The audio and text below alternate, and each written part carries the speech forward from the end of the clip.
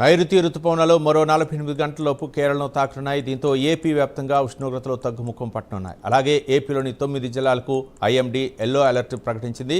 విశాఖ, అనకాపల్లి, ఏలూరు, పశ్చిమ గోదావరి, కృష్ణా, ఎన్టీఆర్, గుంటూరు, బాపట్ల, పల్నాడు జిల్లాలకు yellow alert ప్రకటించింది. దక్షిణ కోస్తాలో ఈదురుగాలు తీవ్రత కొనసాగున్నాయి.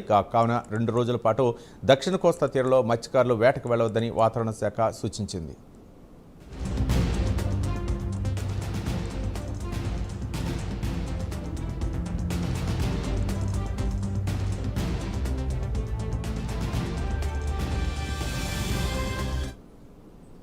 నైరుతి రుతుపవనాలు మరో 48 గంటలలోపు కేరళను తాకనున్నాయి. దీంతో ఏపీ వ్యాప్తంగా ఉష్ణోగ్రతలు తగ్గుముఖం పట్టనున్నాయి. అలాగే ఏపీలోని 9 జిల్లాలకు ఐఎండీ ఎల్లో అలర్ట్ ప్రకటించింది.